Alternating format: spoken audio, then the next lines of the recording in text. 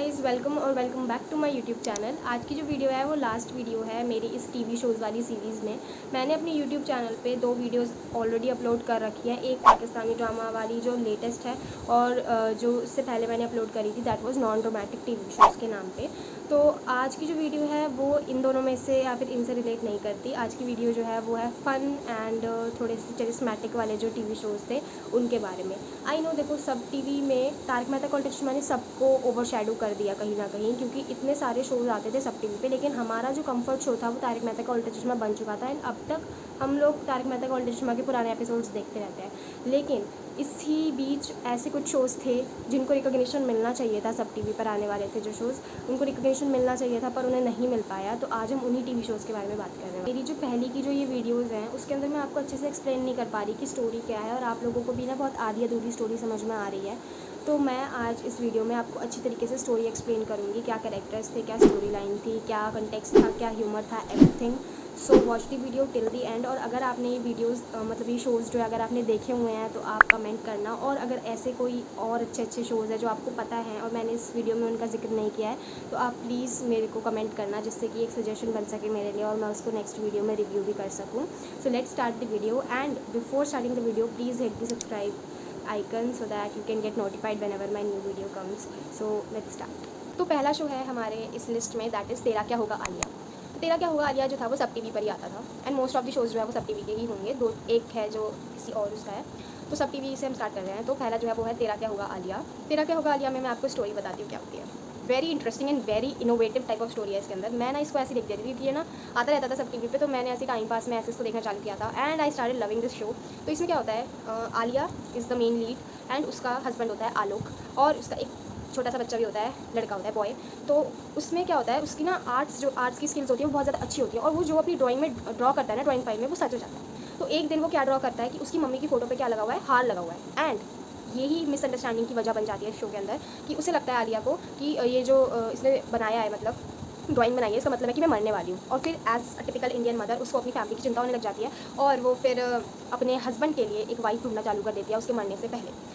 But जो plot twist है वो ये होता है कि गलती से मतलब कुछ ऐसा इंसिडेंट होता है कि उसकी एक फ़ोटो लगी होती है दीवार पे, उस पर गलती से एक हार चढ़ जाता है एंड उसने वो चीज़ ड्रॉ करी होती है। उसने ये चीज़ ड्रॉ नहीं करी होती कि वो मर गई है, वो उसने ये चीज़ ड्रॉ करी होती है कि उसके फ़ोटो पे किसने गलती से हार लगा दिया है। तो यही चीज़ फिर उसको बाद में रियलाइज़ होती है कि यार आई वॉज रॉन्ग, कि ऐसा कुछ नहीं है, मैं मरने नहीं वाली हूँ। बट वो जब इसको ये चीज़ जब तक रियलाइज़ होती है कि मैं मरने नहीं वाली हूँ तब तक उसकी इंगेजमेंट हो जाती है एंड आलोक जो है वो अपनी इंगेजमेंट तोड़ देता है उस लड़की के साथ जो तारा नाम की लड़की होती है। अनदर जो उनका ग्रज होता है लड़कियों का वो ये होता है कि जो आलिया होती है वो थोड़ी चबी होती है एंड जो दूसरी लड़की होती है दैट इज़ तारा, वो पतली slim and trim English teacher होती है। तो एक तरीके से वो भी एक जेलसी पॉइंट होता है आलिया का उससे कि आलिया इतनी पतली है and she is very beautiful. तो एक जेलसी पॉइंट भी होता है दोनों के बीच में, जेलसी इनसिक्योरिटी ऐसी चीज़ होती है। देन उसके बाद पूरी स्टोरी में जो तारा होती है ना वो किसी ना किसी तरीके से आलोक को अपने पास रखने की कोशिश कर रही होती है because she started liking Alok. And इस पूरे नाटक में ही फिर आलिया, आलोक एंड तारा आपस में ही लड़ते रहते हैं। लाइक तारा जो है वो ऐसे ऐसे मतलब होते हैं ना, बहाने करती है कि इसकी याददाश्त लगी है, इसको ये याद है कि आलोक उसका हस्बैंड है तो आलोक को उसके साथ हस्बैंड बन के रहना पड़ता है। आलिया दूसरे घर में रह रही होती है, उसको इस बात से चिड़ हो रही होती है कि आलोक उसके साथ क्यों रह रहा है। मतलब पूरी में यही है कि वो ऐसे ऐसे टैक्टिक्स करती रहती है तारा आलोक को अपने पास रखने की, और आलिया जो है वो उसको बचाती रहती है, मतलब किसी ना किसी तरीके से अपने पति को उसके पास नहीं जाने दे रही होती। और लास्ट में एट दी एंड जब शादी तक पहुंचा देती है तारा ये बात, तो वो बहुत सारे गवाह लेके आती है Alia and at the and वो शादी तोड़ देती है। और फिर इन दोनों के बीच में बहुत सारा झगड़ा भी होता है कि तुमने मेरी इंगेजमेंट किसके साथ करवा दी थी, जबकि मैं तो करनी भी नहीं चाहती। मतलब स्टार्टिंग में तारा जो थी वो इतना ज़्यादा इंटरेस्टेड नहीं थी आलोक की तरफ, लेकिन इट वॉज आलिया वो जिसने बहुत ज़्यादा फोर्स किया होता है तारा को आलोक से मिलने के लिए, आलोक से बात करने के लिए। तो वो यही बात बोलती है कि तुमने ही मेरे को स्टार्टिंग में बहुत ज़्यादा फोर्स किया था और तुमने ये किया था, तुम ही मेरे को इससे हटा रही हो, अब लिया हुआ है, ऐसे करके बहुत ज़्यादा बोलते हैं। तो आलिया बस एक ही चीज़ बोलती है कि मेरे को पहले लगा था कि मैं अपने परिवार को छोड़ के जाने वाली हूँ, तो इसलिए मैंने ऐसा किया था। लेकिन जब मुझे पता चल गया कि मैं अपने परिवार को नहीं छोड़ के जा रही हूँ, तो मैं तुम्हें अपना पति कैसे दे दूँ। इसी बात पे ऐसे लड़ते लड़ते फिर आलोक भी आलिया का साथ देता है and then they start living happily.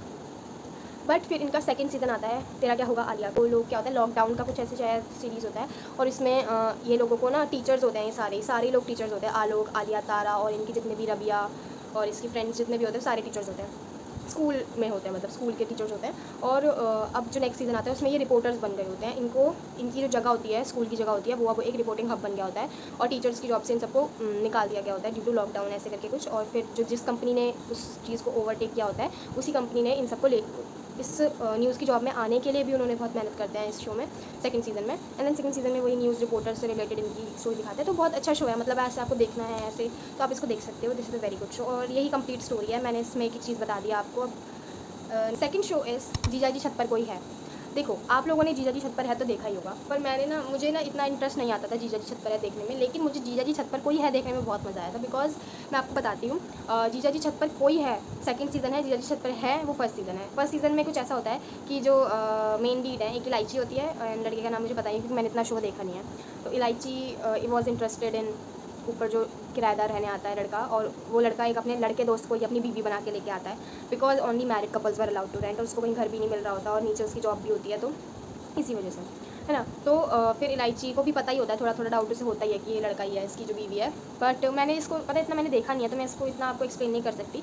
लेकिन जो सेकंड सीज़न है वो मैंने बहुत देखा है, मैंने दो बार देखा है वो सीज़न, क्योंकि इतना बढ़िया सीज़न था भाई।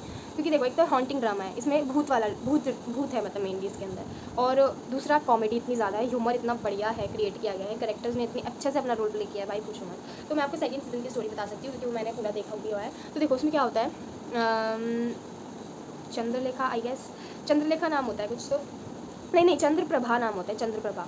तो एक हवेली होती है जिसके ऊपर दो फैमिलीज़ का इशू चल रहा होता है कि आधी हमारी है आधी हमारी, मतलब उनके एंसेस्टर्स ने कुछ ऐसा कर दिया होता है कि किसी को समझ में ही नहीं आ रहा कि किसकी हवेली है। तो आधी आधी हिस्से में दो फैमिलीज़ रह रही होती है। एक फैमिली होती है जीजा जी की फैमिली, उसका नाम होता है जी जा जी करके कुछ नाम होता है, मतलब जी से कुछ होता है, फिर जा से कुछ होता है, और मतलब जा से होता है जामवंत और जी से होता है जिंदल। आगे वाला जी का मैं भूल गई क्या फुल फॉर्म होती है उसकी। तो ये ऐसे इसका जीजा जी नाम होता है, ऐसे इसका जी जामवंत जिंदल, और आगे के जी का मुझे पता नहीं है क्या होता है ना। और जो दूसरी तरफ जो लड़की रह रही होती है नाम होता है सीपी, कनॉट प्लेस नाम होता है उसके उसके दादा ने मरते टाइम उसका नाम रखा होता है कनॉट प्लेस, तो सीपी बुलाते हैं सब उसको। तो सीपी जैसी दिखने वाली एक लड़की चंद्रप्रभा उस हवेली के एक बीच सेंटर कमरे में रहती होती है। एंड भाई वो भूतनी ही इतनी सुंदर लग रही होती है भाई, पूछो बात, मतलब ऐसी भूतनी दिल आ जाए उस पर। तो बहुत सुंदर लुक है उसका चंद्रप्रभा का, है ना। तो बीच में एक कमरा होता है हवेली में जहाँ से आवाज़ें आती होती है रात को, और गाने की, नाचने की, घुंघरू की, ऐसे। और दोनों फैमिलीज़ रहती होती है, और दोनों फैमिलीज़ आती भी एक साथ इसीलिए हैं क्योंकि एक भूत वाला कमरा है, और हर बार एक चिट्ठी आती है उस कमरे से निकल के, उसे कुछ खाने का चाहिए होता है, तो उसके ये लेकर आया जाता है, पहेली सुलझाई जाती है। तो पूरे शो में ना ऐसी भूतनी का और लड़के लड़की का स्टोरी भी दिखाई गई है। तो मतलब बहुत अच्छा शो है ये, और आप देख सकते हो यार, मतलब मस्ट वॉच, इसको तो आप ज़रूर देखना। बाकी मैं जो सजेस्ट कर रही हूँ भले आप उसे ना देखें, लेकिन जीजा जी छत पर कोई है आप ज़रूर देखना। बिकॉज भाई मैंने देखा था, मुझे बहुत बढ़िया लगा था, बहुत बढ़िया। लाइक इसमें जो उसके पापा का रोल प्ले कर रहा है, जो मेन लीड के पापा है, आपने अगर चिड़ियाघर देखा है, गधा प्रसाद देखा है आपने, तो वही जो गधा प्रसाद है वही इसके पापा बने हैं। एंड उसके एक्शंस, उसके जो डायलॉग्स हैं वो बहुत बढ़िया हैं। तो this is a 10 on 10 show. देखो मैं आपको इसकी स्टोरी मैंने आपको जितनी मुझे बतानी चाहिए थी मैंने उतनी बताई है, क्योंकि आगे फिर ना भूत की वही केसेस दिखाए गए हैं कि क्या क्या होता है ना। कि एक बार कोई किडनैप हो गया, एक बार कुछ हो गया किसी के साथ, एक बार कोई आवाज़ें आ रही है, एक मिस्ट्री सॉल्व कर रहे हैं, ऐसे ऐसे करके, मतलब तो मैंने आपको इनिशियल स्टोरी बता दी है इसकी कि क्या होता है इसमें। बाकी आप अगर जब शो देखना चालू करेंगे तो आपको अपने आप पता ही चल जाएगा क्या क्या है इसके अंदर। And this is a 10 on 10 show, 10 on 10 नहीं 11 on 10 शो है भाई, बहुत बढ़िया शो है, आप इसको देखना ज़रूर देखना। Third show is Katelal and sons. Katelal and sons जो था वो 7 साढ़े 7 बजे के साथ करीब आता था, और मेरी मम्मी मेरे पापा अगर आ जाते थे उस टाइम तक वो भी देखते थे इस शो को। स्टोरी बहुत बढ़िया है, मतलब दो सिस्टर्स होती हैं, जयपुर साइड रहने वाले लोग होते हैं, और इनके जो फादर होते हैं उनको बेटा नहीं हुआ होता, उसके जो चाचा होते हैं उनके पास एक बेटा होता है ना। तो ऑफकोर्स एज सोसाइटी ये जो थिंकिंग होती है कि लड़कियाँ कुछ कर नहीं सकती, और उसके जो पापा होती है उसकी एक उसकी दुकान होती है, सैलून होता है उनका एक, काटेलाल एंड सन्स के नाम से ही। अब काटेलाल एंड सन्स का सन्स तो है ही नहीं, एक ही सन है, वो है चाचा का बेटा, और चाचा के बेटे को कटिंग नहीं आती, और जो उसकी पहली बेटी होती है गरिमा, उसको बहुत अच्छी कटिंग आती होती है।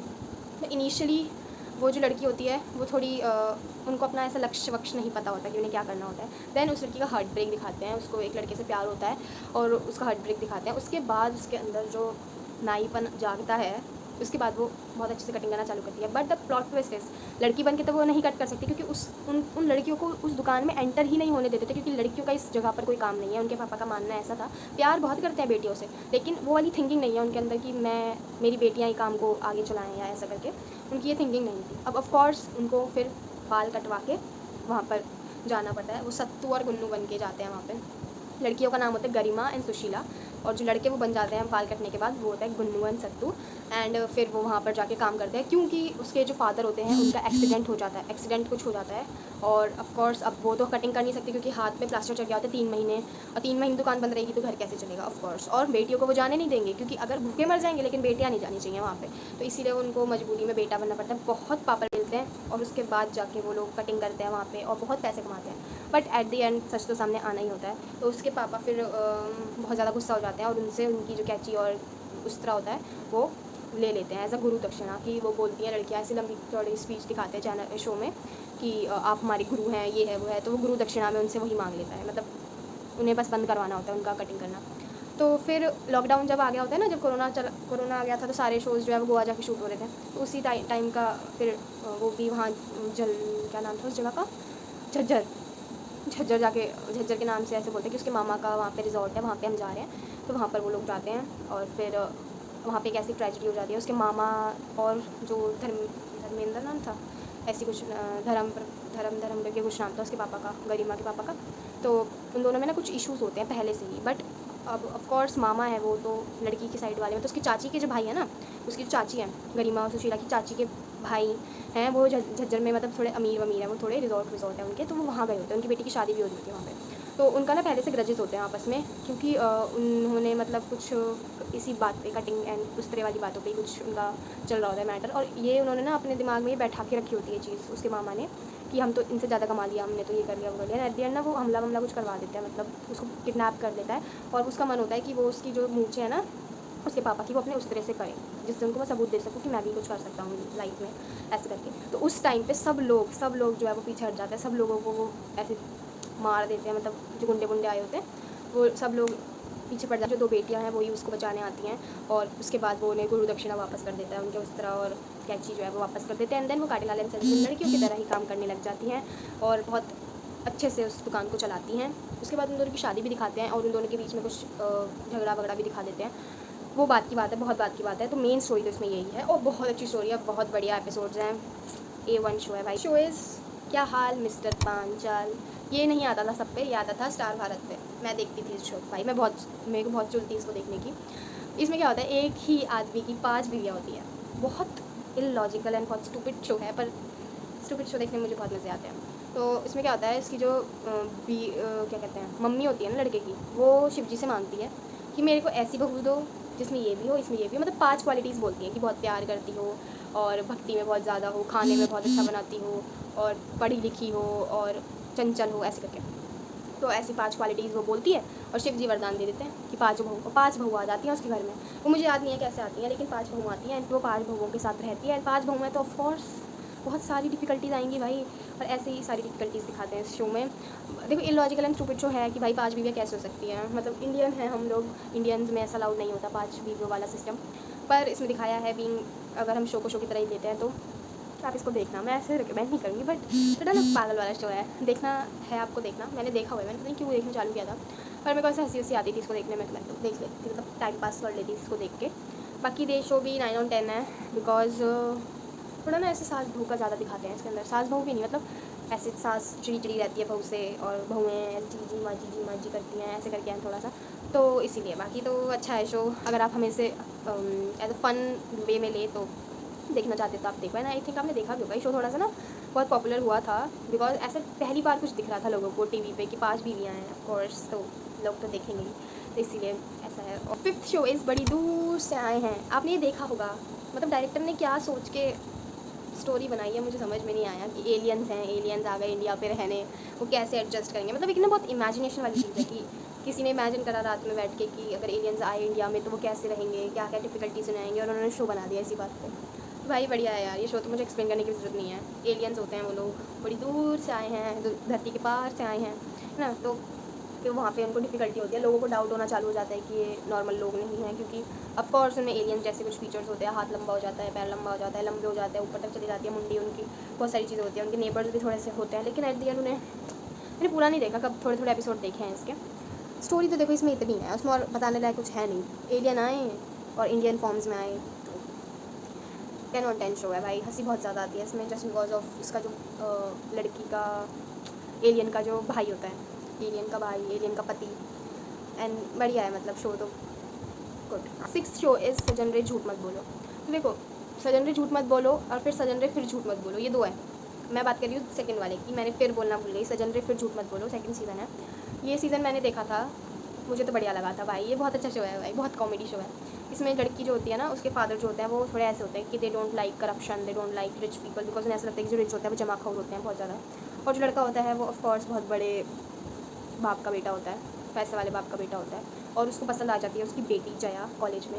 एंड कॉलेज में तो वो ऐसे ही एक्ट करता है जया के सामने कि वो गरीब है, मतलब वो खुद कमाना चाहता है। लेकिन फिर बात आगे बढ़ती है तो भैया वो अपना असलियत तो सबको नहीं बता सकते ना, अगर शादी करनी है लड़की से तो वो सारा सेटअप करता है, मतलब अपने अमीर घर के साइड में एक दीवार लगवाता है, गरीब घर बनवाता है, वहाँ से वो स्विच करते रहते हैं इधर से उधर इधर से उधर। और इतने झूठ बोलने पड़ते हैं बेचारे को, इतने झूठ बोलने पड़ते हैं बस अपनी आइडेंटिटी छुपाने के लिए। And this is very hypothetical also कि कोई लड़का इतना क्यों ही करेगा, मतलब सच बता देगा, पर वो बहुत कुछ झेलता है। मतलब इतना भाई अमीर है तो भाई उसको उसकी आदत होगी, क्या कहते हैं, रिचनेस की, थोड़ी सी ऐसे कंफर्ट की बहुत ज़्यादा आदत होगी उसे, पर वो सारा कंफर्ट छोड़ के उसके पास आता है। तो सो इसीलिए शो बहुत अच्छा है। आप सारे इसके एपिसोड्स देखोगे ना, बहुत बढ़िया एपिसोड है। मतलब एक बार को तो जया को पता भी चल जाता है कि ये गरीब है, क्योंकि उसको मुड़ती हुई दिख जाती है, दीवार स्विच होती हुई दिख जाती है, लेकिन उसके सर पे कुछ गिर जाता है और उसकी याददाश्त चली जाती है। और उसके बाद याददाश्त चली जाती है तो वो उसको भी भूल जाती है, जया को भी भूल जाती है। एंड ऐसे करके बहुत सारे झूठ बोलने पड़ते हैं एक झूठ को छुपाने के लिए। इसीलिए इसमें बोला गया सजन रे फिर झूठ मत बोलो, क्योंकि एक झूठ बोलने के लिए हमें 10,000 झूठ और बोलने पड़ते हैं। तो इसमें यही सबक है भाई कि झूठ नहीं बोलना चाहिए। बाकी शो इज़ 10/10, कोई बुराई नहीं है शो में, देख सकते हैं यार। अभी आप चालू करो ना, ऐसी कोई भी एक एपिसोड लगा दो, बहुत बढ़िया शो है। इसमें बहुत सारे फन कैरेक्टर्स हैं। तो कोई एक झूठ बोल रहा होता है तो कोई एक आकर उस झूठ को तोड़ने की कोशिश करता है। मतलब थोड़े कैरेक्टर्स ही ऐसे हैं, थोड़े डम से कैरेक्टर्स बनाए गए हैं कि सच बता देते हैं आके, है ना। तो ऐसी ऐसी चीज़ें हैं, बढ़िया है, बहुत बढ़िया है, I like. So guys these are the only shows that मुझे लगता है कि they get overshadowed because of Taarak Mehta Ka Ooltah चश्मा। बाकी देखो कंफर्ट शो तो वही रहेगा, क्योंकि उन्होंने जादू ही ऐसा कर दिया लोगों पे। पर कुछ लोग होते हैं ऐसे, मैंने देखे हैं, जो तारक मेहता का उल्टा चश्मा नहीं देखते, उन्हें आदत नहीं है। तो उन लोगों के लिए ये वीडियो है कि अब मैं सजेस्ट करूँ आपको कि अगर आपको कुछ ऐसा देखना हो, ऐसा फन टाइप, ऐसे टाइम पास के लिए, तो आप इसको देख सकते हो। तो अगर आपको वीडियो अच्छी लगी हो तो चैनल को तो नहीं, वीडियो को लाइक और चैनल को सब्सक्राइब कर देना। And that's all for today's vlog. Subscribe for more.